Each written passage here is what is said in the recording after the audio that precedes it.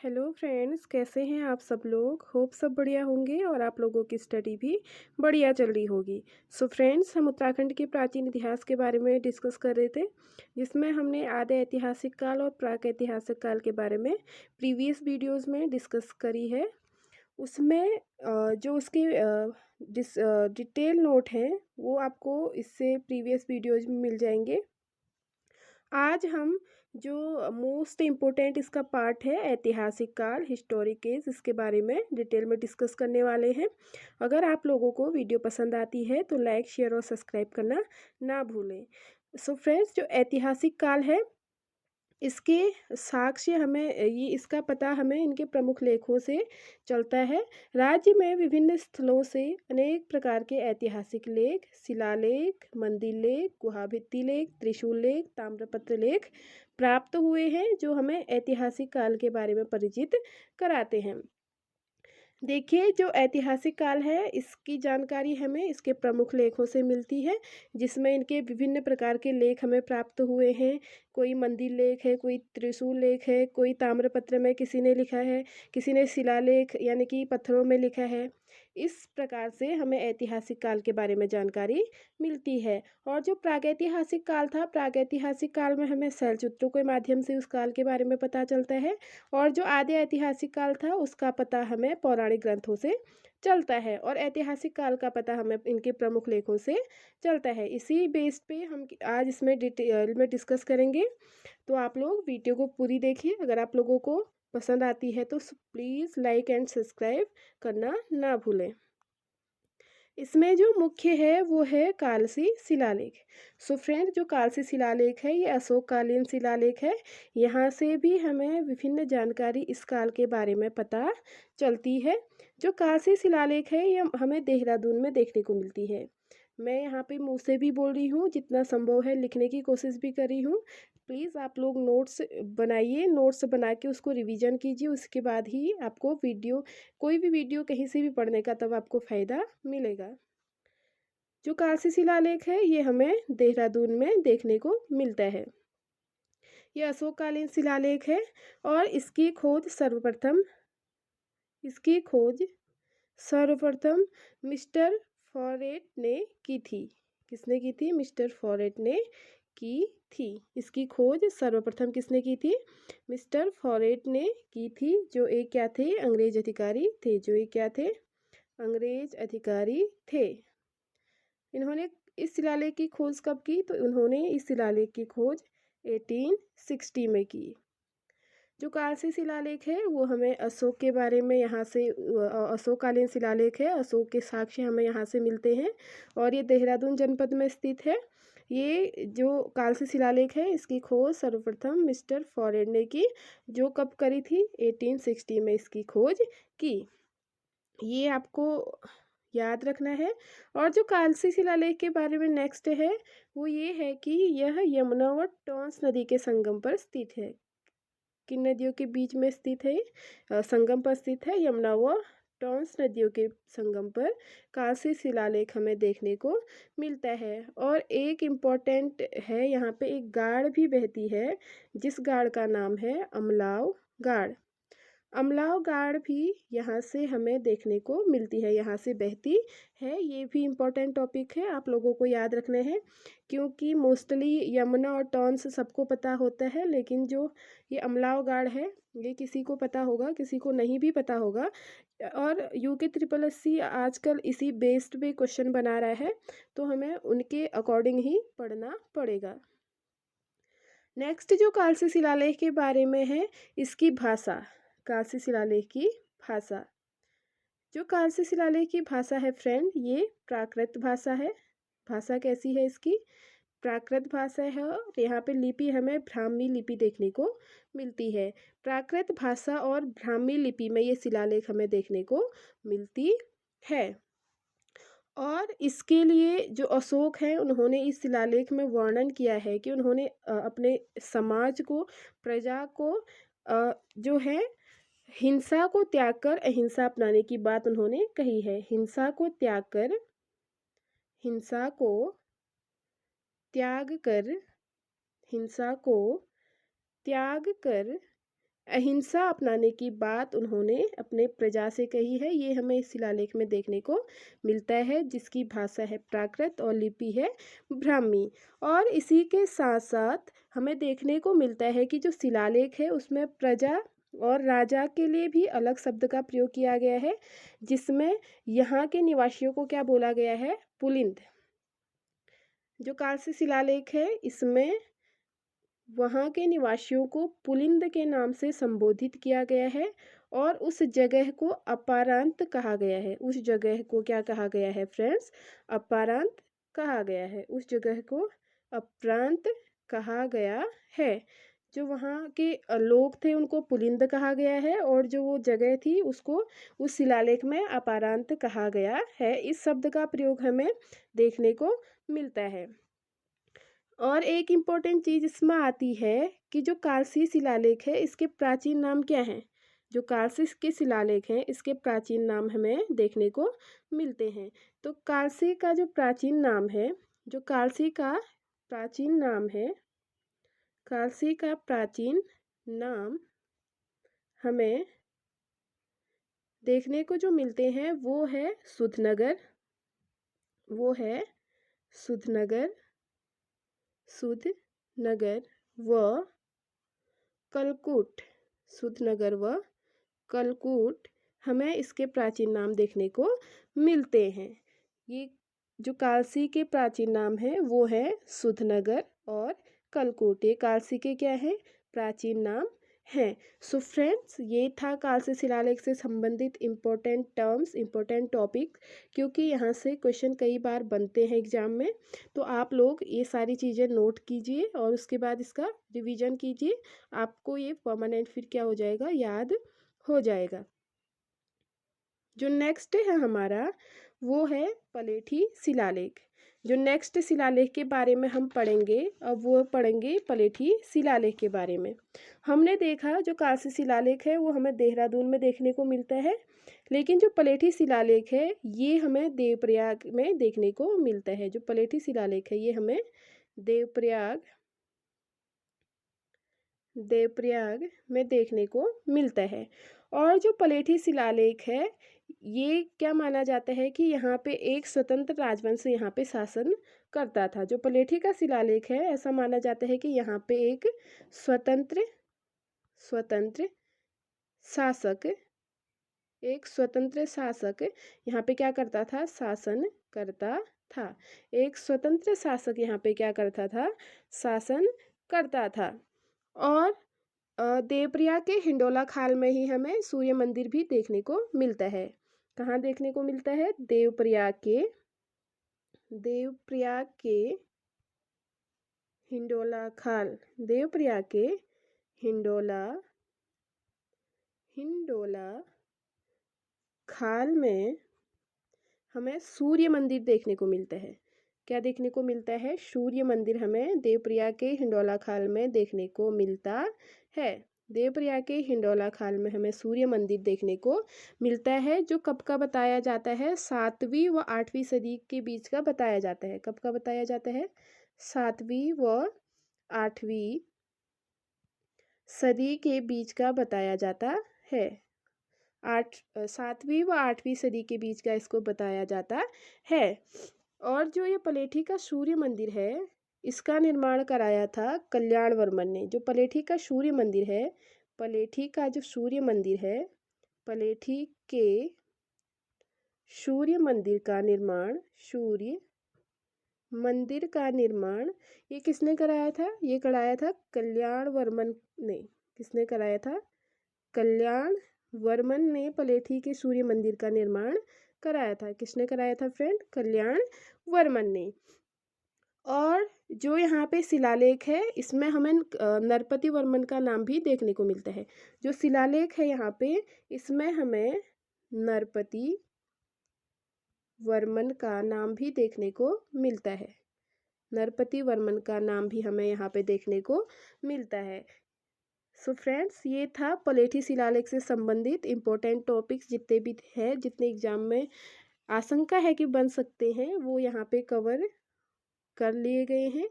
आप लोग please note ज़रूर से कीजिएगा। जब तक आप खुद से अपने नोट्स नहीं तैयार करेंगे तब तक आपको कोई फ़ायदा नहीं होने वाला है। जो फ्रेंड्स अब हम यहाँ पे नेक्स्ट पढ़ेंगे, यहाँ पे हमें देखने को मिलता है कि जो कुड़िंद शासक है यहाँ पे वो क्या करते हैं, शासन करते हैं। यहाँ पे कौन शासन करता है, सर्वप्रथम कुड़िंद शासक शासन यहाँ पे करते हैं। जो कुड़िंद है इसको उत्तराखंड में शासन करने वाली प्रथम राजनीतिक शक्ति माना जाता है। जो कुड़िंद लोग हैं इसको क्या माना जाता है, उत्तराखंड में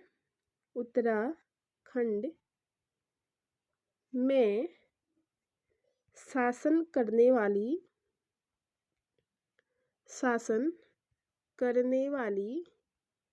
उत्तराखंड में शासन करने वाली प्रथम राजनीतिक शक्ति इसको माना जाता है। क्या माना जाता है, राजनीतिक शक्ति कुड़िंद शासकों को माना जाता है। यानी कि उत्तराखंड में जो राजनीतिक तौर पे इन्होंने प्रथम क्या किया था, उत्तराखंड में शासन किया था। और जो कुड़िंद लोग हैं इनकी जानकारी हमें इनकी मुद्राओं से प्राप्त होती है। जो कुड़िंद लोग हैं इनकी जानकारी हमें किससे प्राप्त होती है, इनकी मुद्राओं से हमें इनकी जानकारी का पता चलता है। इनकी मुद्राओं से हमें कुड़िंद शासक के बारे में जानकारी प्राप्त होती है।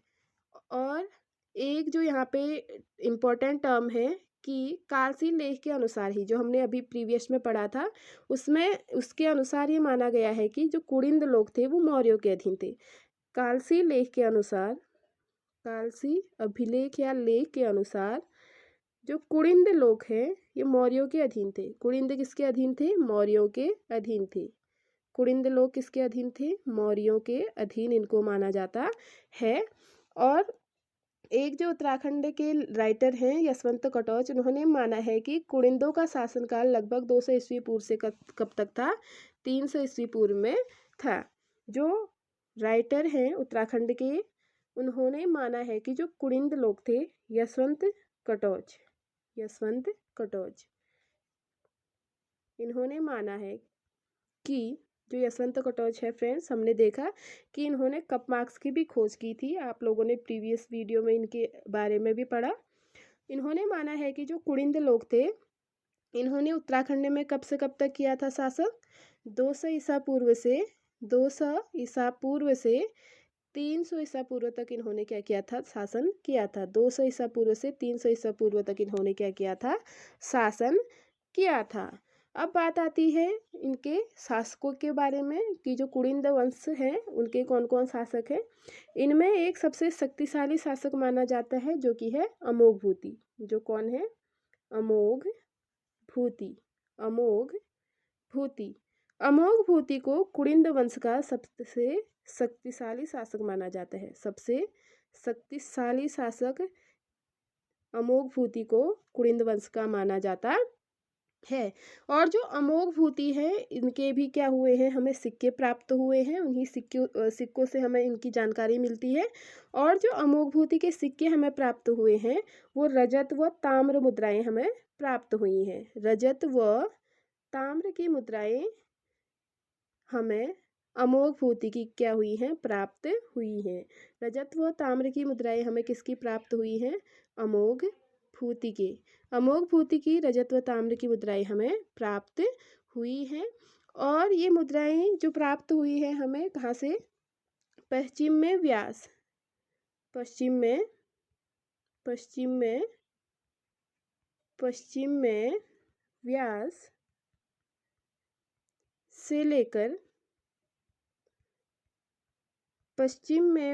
से लेकर कहाँ तक, अलकनंदा तक। व्यास घाटी से लेके अलकनंदा तक तथा दक्षिण में सुनेत। दक्षिण में कहाँ,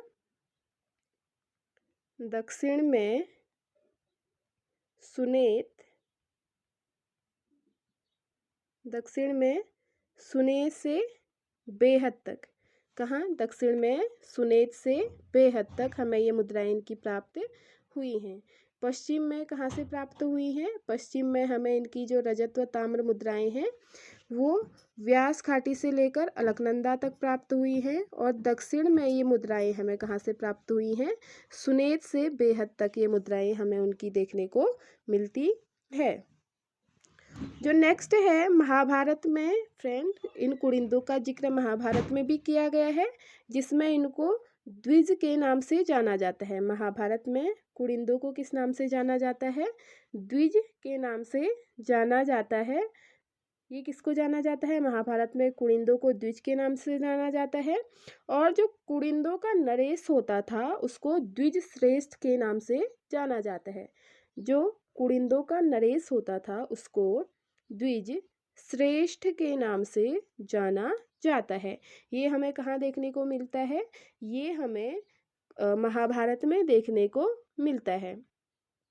और फ्रेंड्स, जो हमने अमोघभूति की मुद्राएं देखी, रजत व ताम्र की उनकी मुद्राएं थी, उसमें हमें देखने को मिलता है कि उन्होंने क्या किया है, उस मुद्रा में कुछ लेख लिखा हुआ है।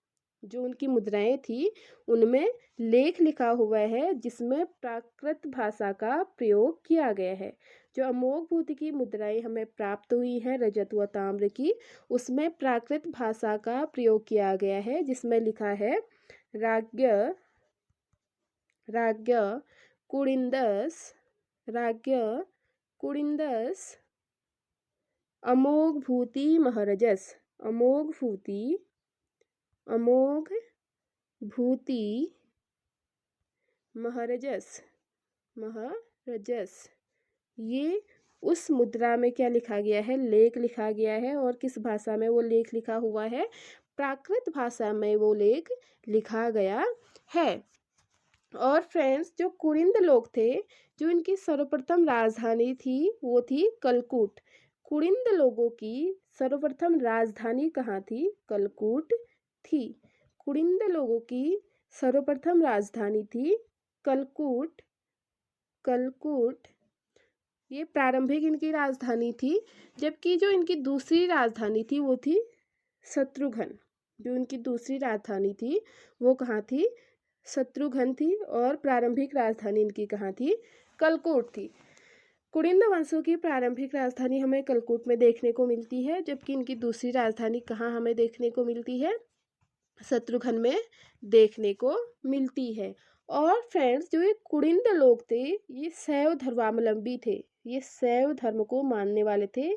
मतलब ये क्या थे? शैव धर्मावलंबी धर्मावलंबी थे। यानी कि शैव धर्म को मानने वाले ये लोग थे। और फ्रेंड, महाभारत के साथ साथ हमें अष्टाध्यायी में भी देखने को मिलता है कि इसमें भी कुरिंदों का क्या किया हुआ है? जिक्र किया हुआ है। महाभारत व अष्टाध्यायी में भी हमें क्या मिलता है? कुरिंदों का जिक्र मिलता है। और इनके वन पर्व में हमें देखने को मिलता है कि जो इनका एक शासक था सुबाहु, उसका उल्लेख किया हुआ है इसके वन पर्व में। फ्रेंड्स, जो नेक्स्ट है कि जो विदेशी एक क्या थे? शासक थे। एक विदेशी शासक थे टॉलमी नाम के। टॉलमी नाम के विदेशी शासक ने भी अपने लेख में क्या किया है? कुरिंद वंश का वर्णन किया हुआ है। विदेशी लेखक हैं टॉलमी। इन्होंने भी अपनी लेख में कुरिंद वंश का क्या किया हुआ है? वर्णन किया गया है। अब इसके साथ साथ इसमें हमें फ्रेंड देखने को मिलता है कि जो कुरिंद वंश की मुद्राएं हैं ये हमें उत्तरकाशी से भी देखने को मिलती है। जो कुरिंद वंश की मुद्राएं हैं ये हमें उत्तरकाशी से भी देखने को मिलती है। और उत्तरकाशी के कहाँ से? उत्तरकाशी के देवढुंगा उत्तरकाशी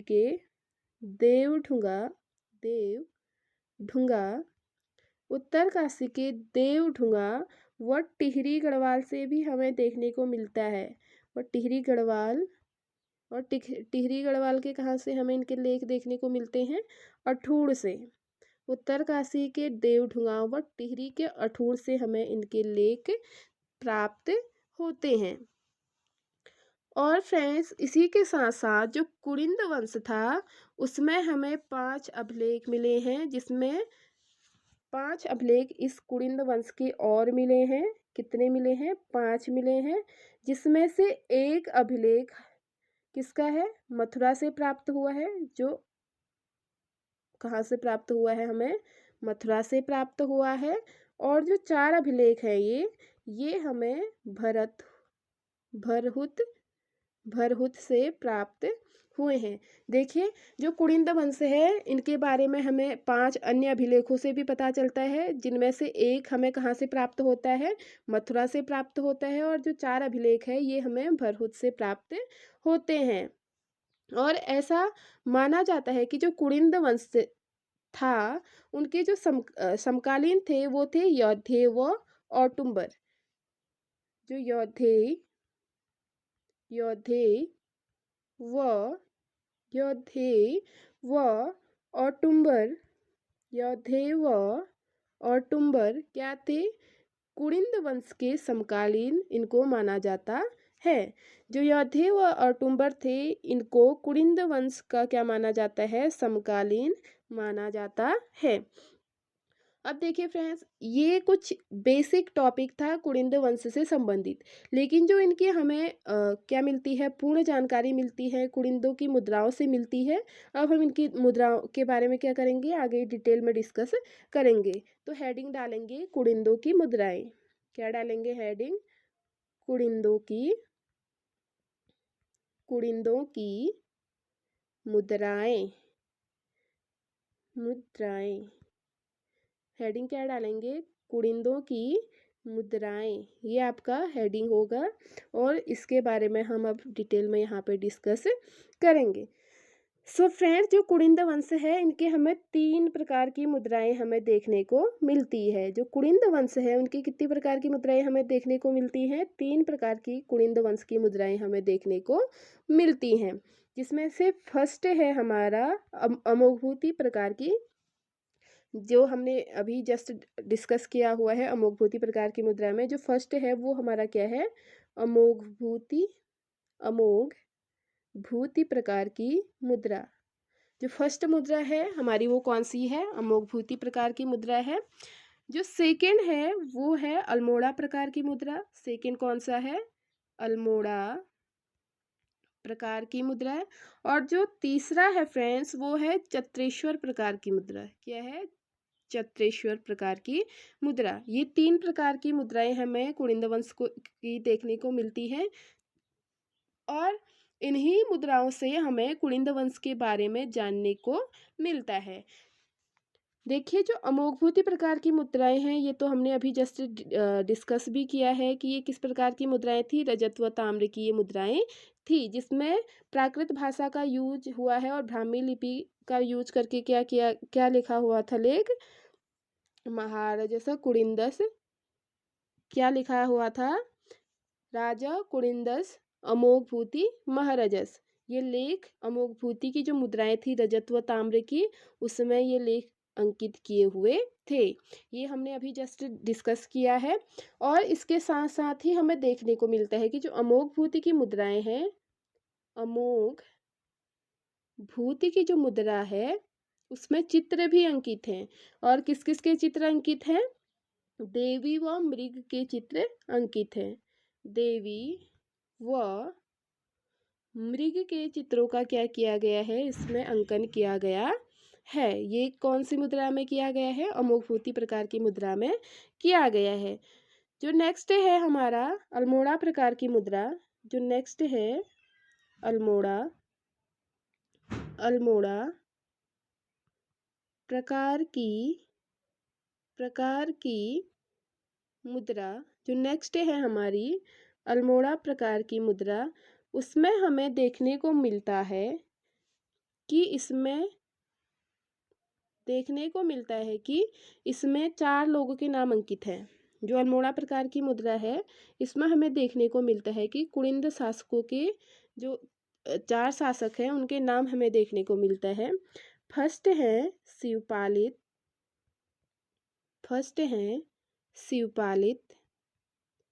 दूसरा नाम हमें देखने को मिलता है हरिदत्त का। दूसरा नाम हमें हरिदत्त का देखने को मिलता है। तीसरा हमें शिवदत्त का नाम हमें देखने को मिलता है। शिवदत्त का नाम देखने को मिलता है। और जो चौथा नाम है वो हमें मगफत का देखने को मिलता है। चौथा नाम किसका देखने को मिलता है? मगफत का नाम हमें देखने को मिलता है। ये 4 शासकों के नाम हमें अल्मोड़ा प्रकार की मुद्रा में देखने को मिलते हैं। इनके नाम उस मुद्रा में क्या किए गए हैं? इंगित किए गए हैं। और इसके साथ साथ फ्रेंड, जो अल्मोड़ा से हमें मुद्राएं प्राप्त हुई, ये वर्तमान में जो चत्रेश्वर प्रकार की मुद्रा हमें अल्मोड़ा से प्राप्त हुई, ये वर्तमान में कहाँ संग्रहित किए गए हैं? ब्रिटिश संग्रहालय, ब्रिटिश संग्रहालय लंदन में इनको क्या किया है? संग्रहित किया गया है। जो अल्मोड़ा प्रकार की मुद्राएं हैं, इसको वर्तमान में ब्रिटिश संग्रहालय लंदन में क्या किया गया है? संग्रहित किया गया है। और इसमें हमें 4 शासकों के नाम देखने को मिलते हैं, जो हैं शिवपालित, हरिदत्त, शिवदत्त व मगफत। ये नाम हमको इस मुद्रा में देखने को मिलती हैं। इसी के साथ साथ हमें देखने को मिलता है कि अल्मोड़ा की मुद्राएं और भी हमें प्राप्त हुई हैं। जो 54 हैं, जो कहाँ से प्राप्त हुई हैं? हमें कत्यूर घाटी से प्राप्त हुई हैं।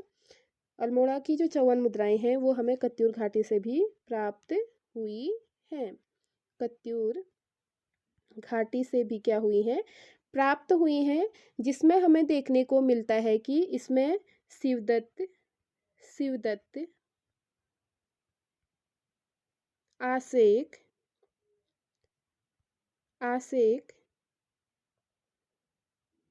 इनकी क्या है? एक एक मुद्राएं हैं। शिवदत्त और आसेक की क्या है? एक एक मुद्राएं हैं।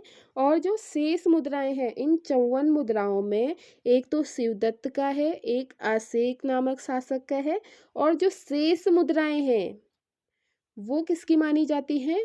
गोमित्र की मानी जाती हैं। जो शेष मुद्राएं हैं, शिवदत्त और आसेक का एक एक मुद्राएं हैं, और 54 मुद्राओं में जो शेष मुद्राएं हैं वो किसकी मानी जाती हैं? गोमित्र की मानी जाती है। किसकी मानी जाती है फ्रेंड? गोमित्र की मानी जाती है।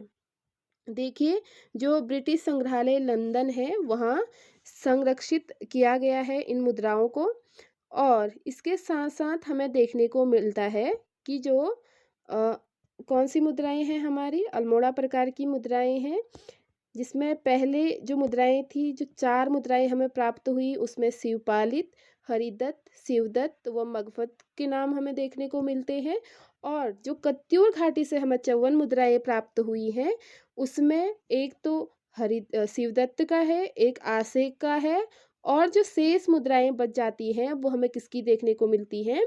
गोमित्र की देखने को मिलती हैं। अब इसी के साथ साथ हम इसमें आगे देखेंगे कि जो ब्रिटिश संग्रहालय में संरक्षित है, जो ब्रिटिश संग्रहालय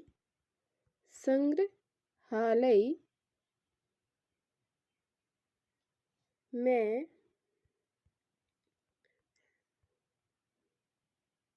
संरक्षित राजा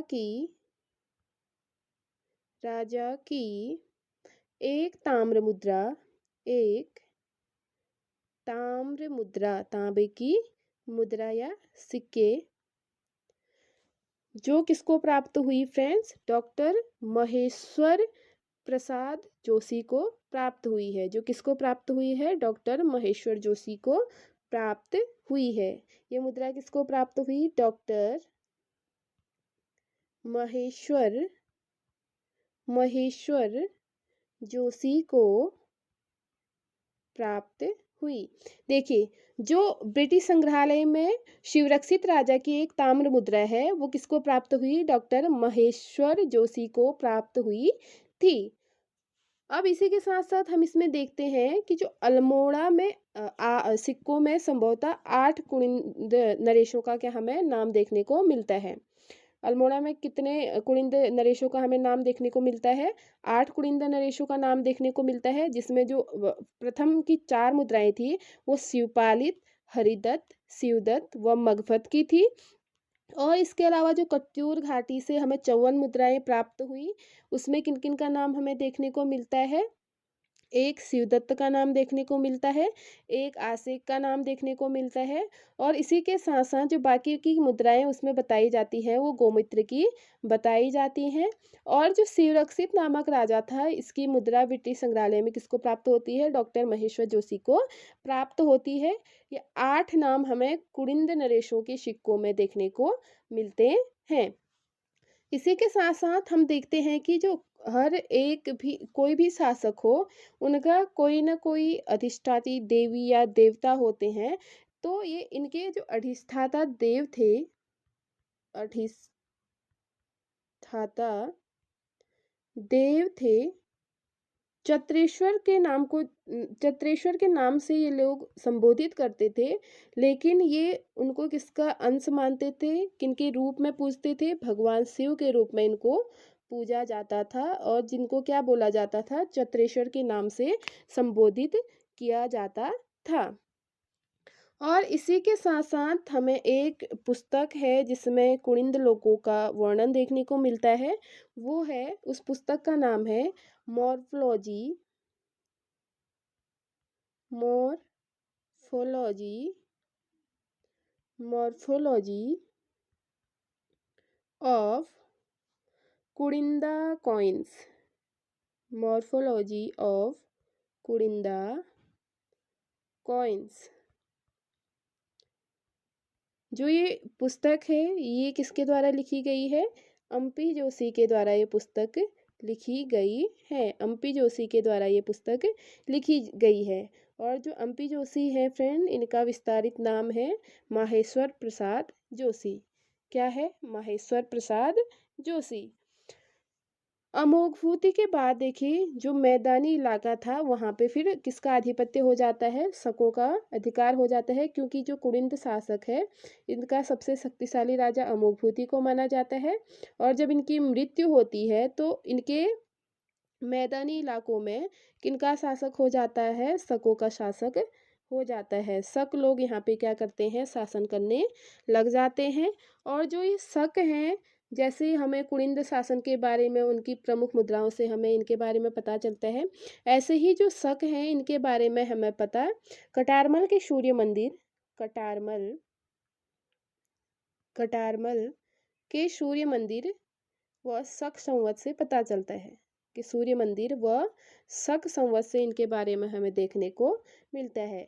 कटारमल के सूर्य मंदिर व शक संवत से हमें शकों के बारे में जानकारी प्राप्त होती है।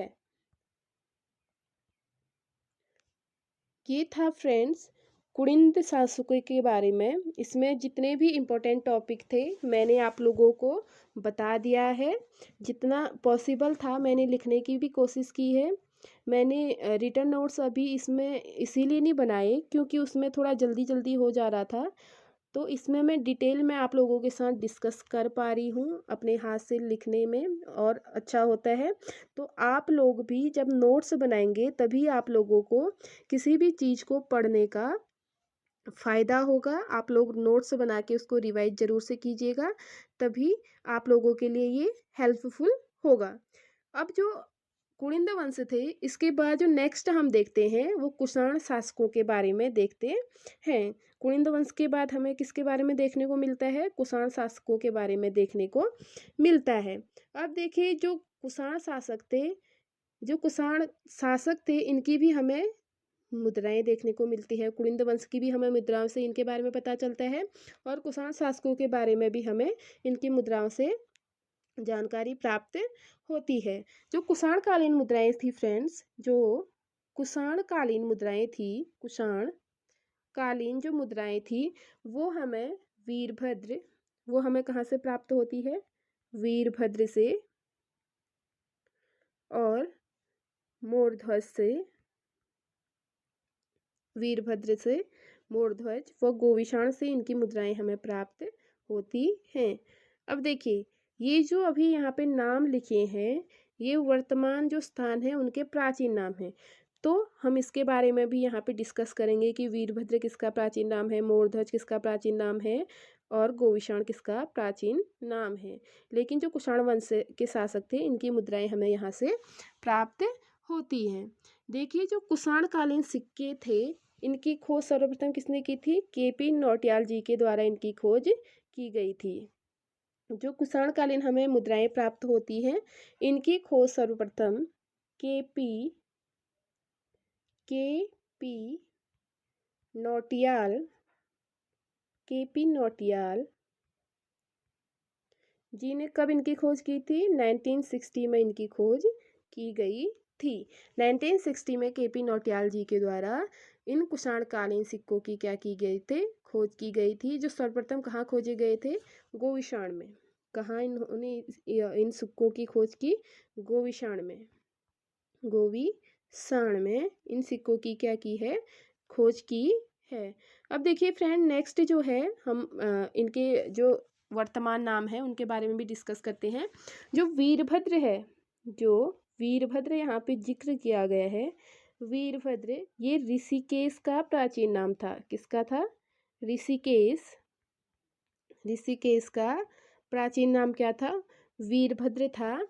और जो मोरध्वज का यहाँ पे जिक्र किया गया है, मोर ध्वज का यहाँ पे जो जिक्र किया गया है, ये किसका प्राचीन नाम था? कोटद्वार का प्राचीन नाम था। किसका प्राचीन नाम था? कोटद्वार का ये प्राचीन नाम था। और जो गोविषाण का जिक्र किया गया है,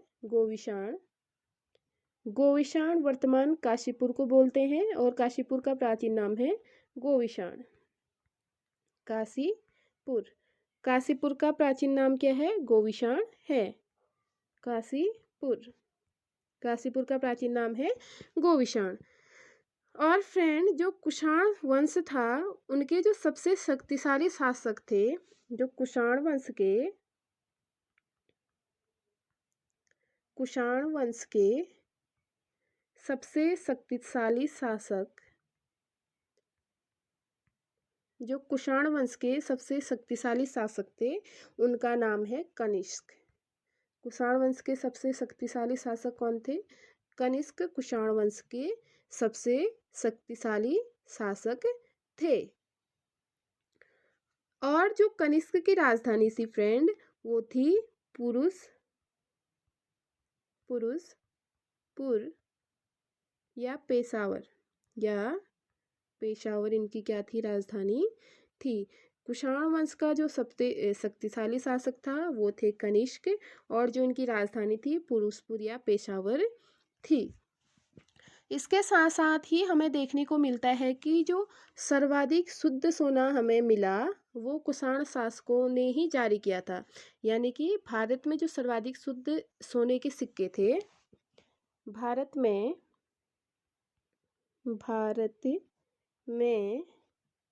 सर्वाधिक शुद्ध सोने के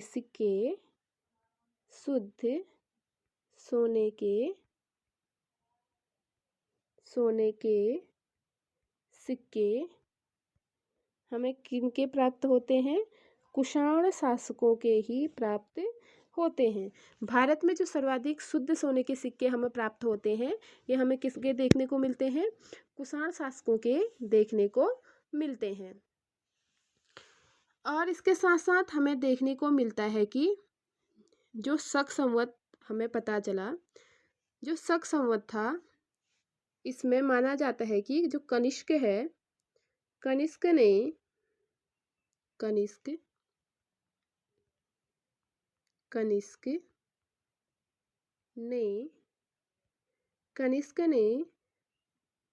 78 ईस्वी में शक संवत, कनिष्क ने 78 ईस्वी में शक संवत चलाया।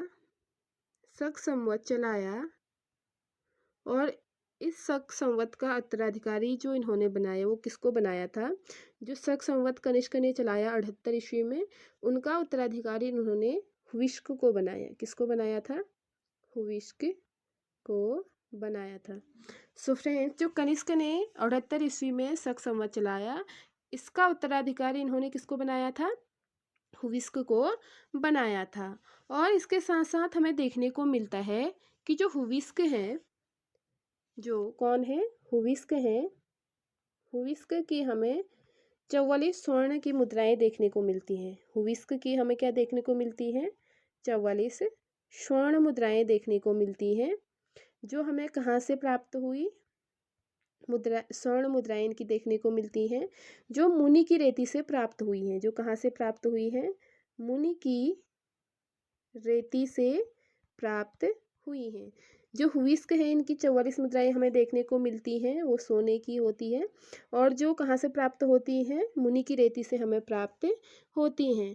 और ये कब प्राप्त हुई? 1972 में इन मुद्राओं को प्राप्त किया गया। कब प्राप्त किया गया? 1972 में इन मुद्राओं को प्राप्त किया गया, जो किसकी मानी जाती हैं? हुविस्क की मानी जाती हैं, जिनकी संख्या कितनी थी?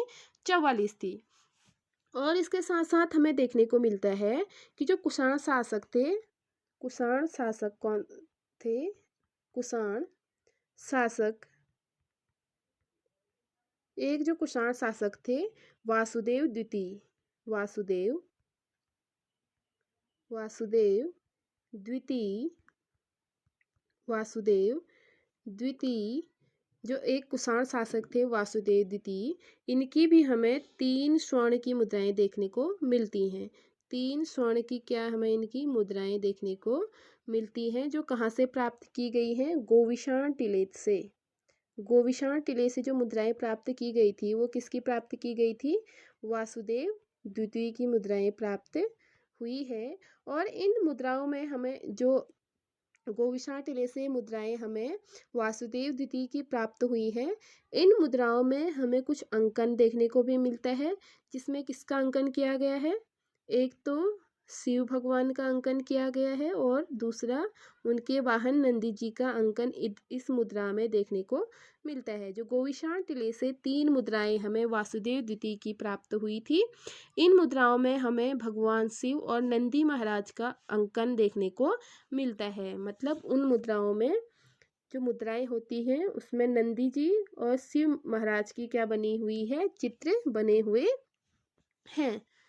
और इसी के साथ साथ हम देखते हैं कि जो 7 कुषाण मुद्राएं हैं, जो 7 कुषाण मुद्राएं हैं, 3 तो हमें गोविशाण टिले से प्राप्त हुई, इसके अलावा 54 हमें मुनि की रेती से प्राप्त होती हैं। और जो 7 कुषाण मुद्राएं हैं, जो 7 कुषाण स्वर्ण मुद्राएं हैं, जो 7 कुषाण स्वर्ण मुद्राएं हमें प्राप्त होती हैं, ये हमें कहाँ से प्राप्त होती हैं? खटीमा से प्राप्त होती हैं। कहाँ से प्राप्त होती हैं? खटीमा से प्राप्त होती हैं, जिसमें कौन से राजा का नाम अंकन है? जो किसके माने जाते हैं? वसु नामक राजा की ये मुद्राएं मानी जाती हैं। जो खटीमा से 7 कुषाण मुद्राएं हमें प्राप्त हुई, जो स्वर्ण मुद्राएं हमें खटीमा से प्राप्त हुई, उनमें वसु नामक राजा का नाम हमें देखने को मिलता है। देखिए फ्रेंड्स, इसमें हमने पढ़ा कि जो सबसे शुद्ध और जो सबसे अच्छे सोने की मुद्राएं, स्वर्ण मुद्राएं हमें देखने को मिले, वो कुषाण शासकों के देखने को मिले, जिसमें से हमें सर्वाधिक कहाँ से इनकी मुद्राएं देखने को मिलती हैं? वीरभद्र से, मूर्ध्वज से और गोविशाण से। और इसमें से भी जो 44 मुद्राएं हैं, ये हमें मुनि की रेती से देखने को मिलती हैं। जो मुनि की रेती से मुद्राएं मिली, इनकी 1972 में इन मुद्राओं को क्या किया? खोजा गया। और इसके अलावा हमें देखने को मिलता है कि जो 3 स्वर्ण मुद्राएं हैं, वो हमें गोविशाण टिले से प्राप्त होती हैं, जो वासुदेव द्वितीय की मानी जाती हैं, जिसमें भगवान शिव व नंदी महाराज के क्या बने हुए हैं? चित्र बने हुए हैं।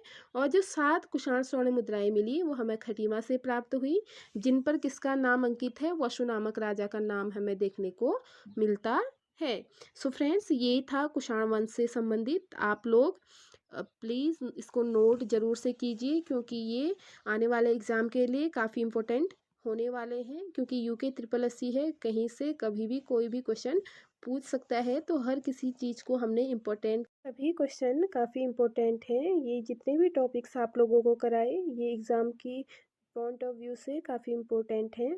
सो प्लीज़ आप लोग इनको नोट कीजिए, अच्छे से नोट्स बनाइए और उसका रिवाइज़ कीजिए। ये आने वाले जितने भी एग्ज़ाम्स हैं उस सभी के लिए आप लोगों के लिए काफ़ी इम्पोर्टेंट होने वाले हैं। अगर आप लोगों को वीडियो थोड़ी-सी भी हेल्पफुल लगती है, वीडियो पसंद आती है, सो प्लीज़ वीडियो को लाइक, शेयर और सब्सक्राइब करना ना भूलें। Thank you so much for watching. Bye bye.